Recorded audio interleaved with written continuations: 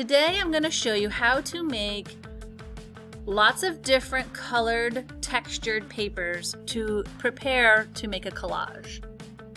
You need a bucket of water and a brush, some crayons, maybe some watercolors if you have them, tempera paint or washable paint if you have them, and a bunch of random materials for printing. I've got a Lego brick here. You can use either side of the Lego brick. And you're just stamping or printing. And the point of this is to keep going until your paper looks blue. Or whatever color you're using. I've got a marker cap, lots of garbage marker caps. Keep filling it up until the paper looks blue.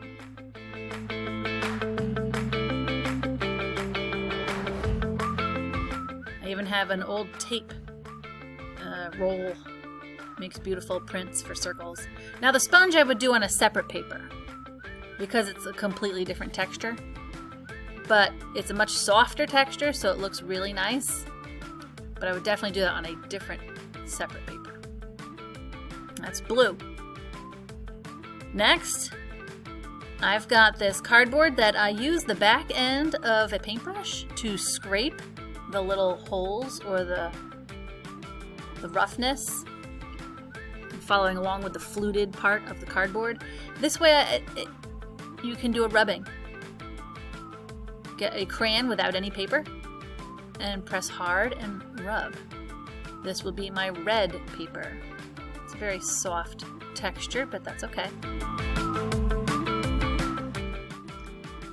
You can do a rubbing with anything.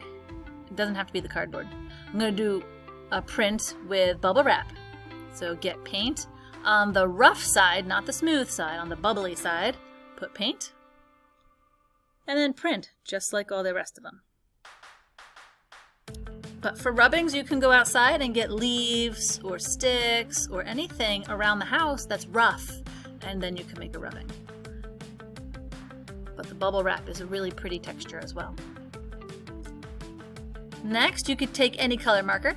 I would do one marker at a time and do that water technique to make it look like watercolor.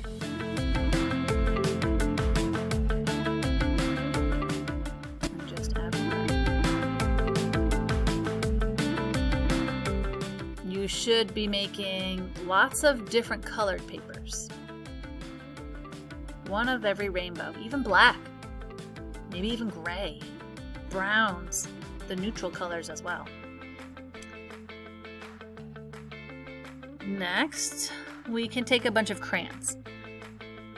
I'm going to take red and a purple red or a violet red, and I'm going to do a pattern. Just repeating the pattern, overlapping the pattern again and again and again will help make a beautiful textured colored paper. I could leave it as plain red, or I can color mix with a very similar color.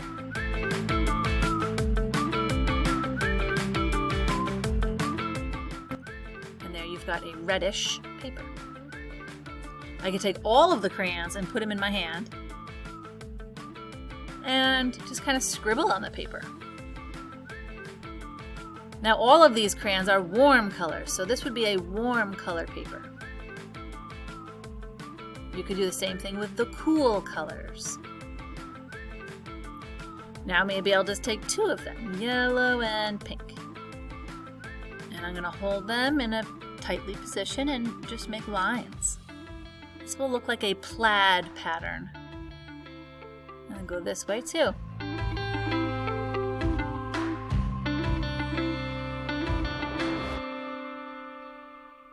Okay.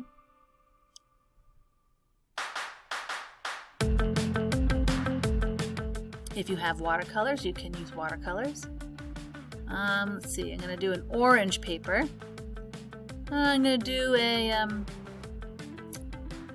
circles, lots of squiggly little circles. And I could leave it this plain orange color, or I can add watercolor on top. I think I'm going to add orange on top. Watercolors need lots of water to work. More water.